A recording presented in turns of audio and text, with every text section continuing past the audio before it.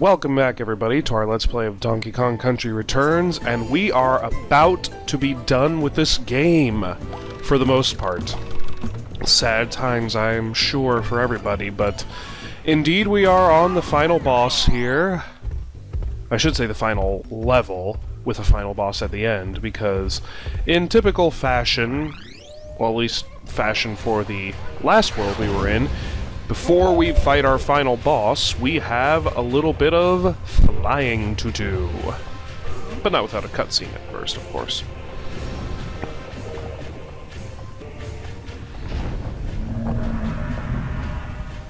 Oh yeah, things are getting epic. And all the little things that they showed before are going to be our main hindrances here at the start. But up we go!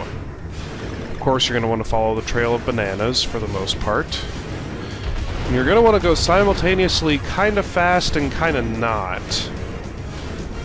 And yeah, that's exactly what I mean. If you go a little too fast, it's easy to run into the spike-moving thingamadoodles right away. And if you go too slow, it's easy to get hit by one of... yeah, just like that, pretty much. But never fear. It's really not as difficult as it looks, it just takes a little bit of precise flying.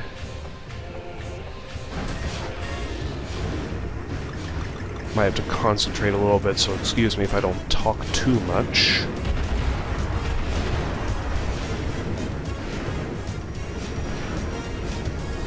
Ooh. Gonna get this one up. Or, you know, maybe not. At least I got enough bananas to get a one-up.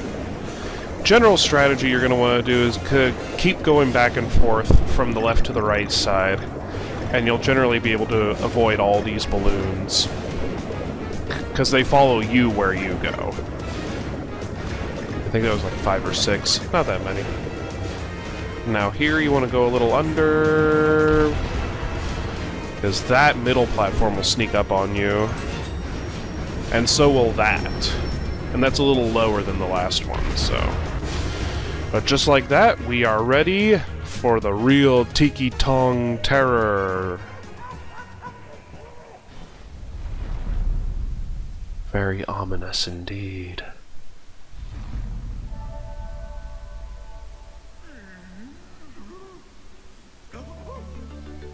Oh look, our banana hoard is there. Guess we're done. So we are going to gorge on some potassium, am I right? Hey, no fair, I beat the snot out of all you guys already. What the hell? Oh, jeez.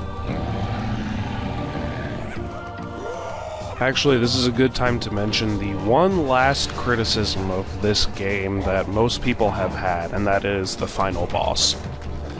Now, I'm not complaining that the boss is another Tiki, because every enemy is a Tiki. That's just the way it is. I understand that, but as you will see in a second, the Tiki here, the final one, turns all the bananas into banana pudding for whatever reason. Yeah, I'd be confused too. And it's what he becomes that makes everybody angry, from what I've heard. Because he is... spoiler alert!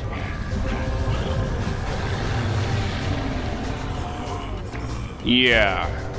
He is Andros. And that's kinda anticlimactic.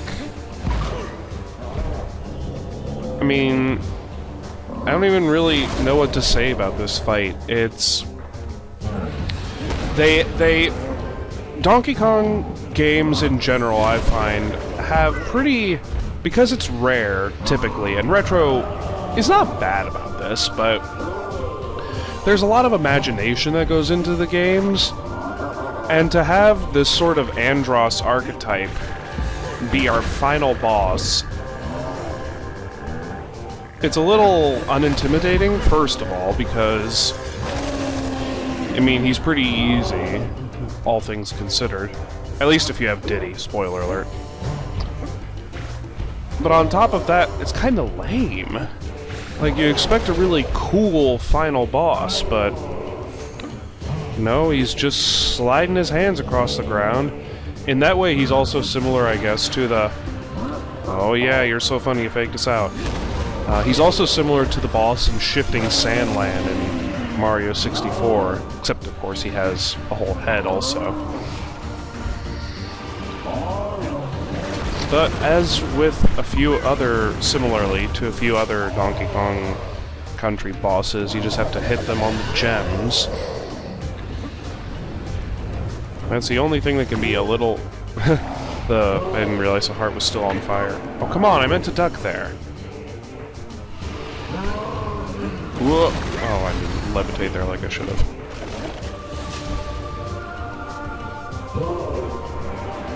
There we go. I mean, this boss can be difficult at times, but it's just a little uninspired, which I think is the main problem people have, myself included. Missed that heart. Yeah, see, he's not the most difficult, but without Diddy, he's going to be a little more challenging to kill because the jumps have to be a lot more precise.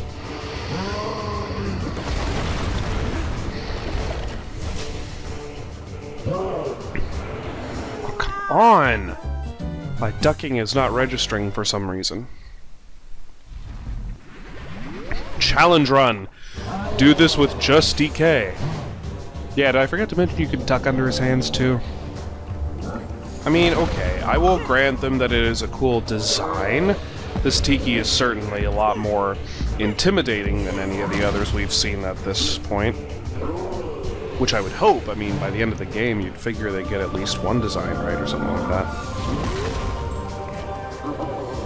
2 hands, why doesn't he just do that the whole time? I barely had enough time to dodge that.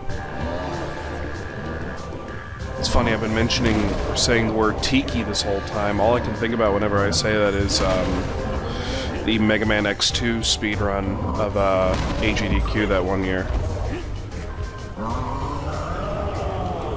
Hope somebody gets that reference. Can hardly be called a reference, I know, but still.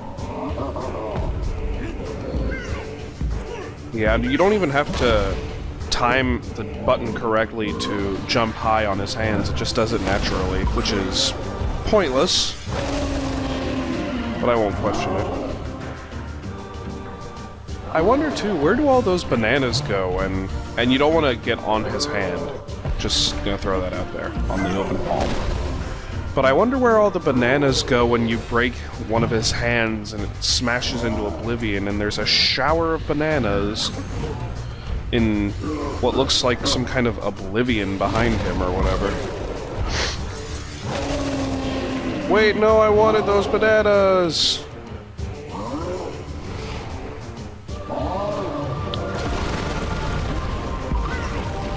Also, I think I mentioned it before, how the controls have always been a bit wonky in my mind in this game. Well, never more was that true than here. Because there's no real way to... When you jump on top of him, you have to be very... I was gonna say very precise, but that's not really true. You basically just have to... God damn it. You basically just have to be at a distance where you can jump on top of him. As in, you can't be too close that you jump up on the side of him. Like, to me it's very precise, because when you don't have Diddy Kong, you want to be close to him, because otherwise you can't really make that distance of a jump as just regular Donkey. Like, right... Okay. Yeah, and that's the last complaint about this boss, is that it's just so short. And this scene. I'm gonna let you watch this in all its glory, and then I'll critique it during the credits. Because, spoiler alert, we just beat the game.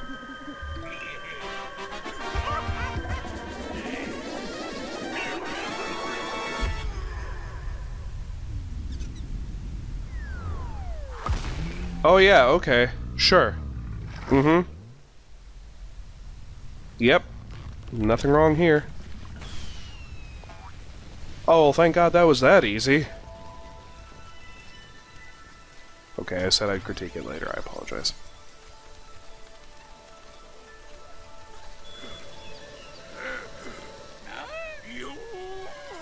Yeah, okay. You're not gonna burn up. Hey, where were you? Why didn't you help me during that final fight? Lousy, stinking nephew.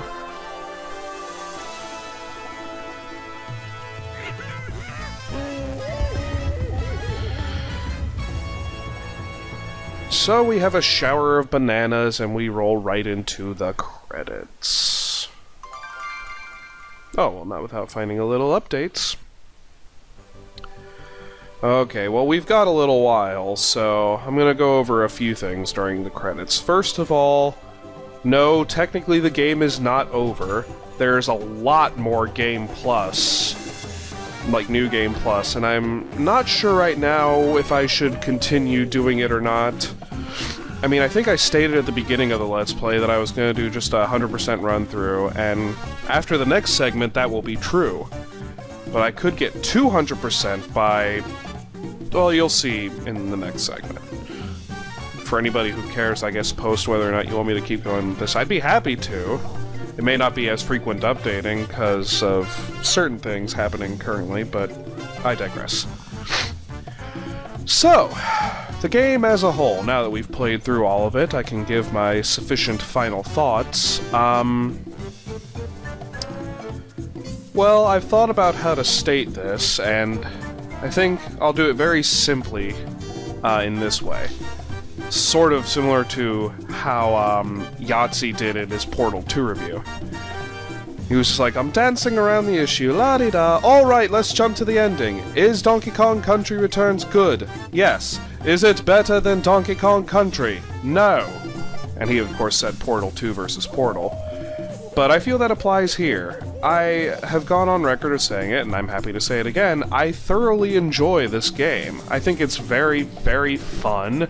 The art style is great, the music is all wonderful, the gameplay, while I have my own problems with it, it's more or less due to my own incompetence than the game's programming.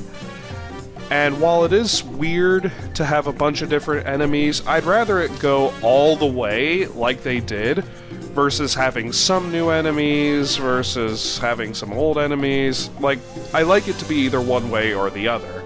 So I like it that it's got all new enemies, has some new gameplay mechanics. I'd say this game was a success for me, as a critical standpoint and as a fan standpoint.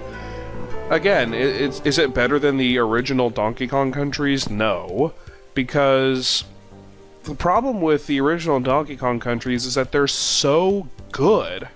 And it sounds like a weird problem to have, but they really are. Like, they're just some fantastic games. Even the first, second, and third, and people even say that second is the best in the series, which I can see. I don't know if I'd put it higher than Donkey Kong Country, the first one, but it might be, because by then you'd think they'd gotten into their groove. I know a lot of people were hesitant about this coming out, whether or not it would really be a good successor, because Donkey Kong 64 was kind of a spiritual successor, but it wasn't, because it was a 3D platformer versus a 2D, in the same way that... oh, wow. What was it? One of the Kirby games, I think, was...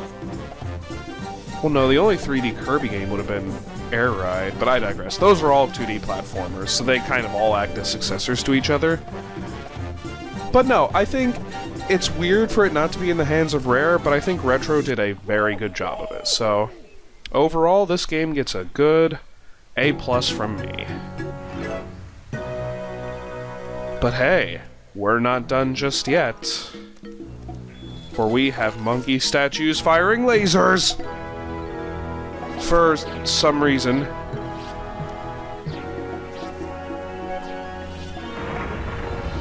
And what is this? Ooh, shiny golden banana temple? We'll find out what's in it next time.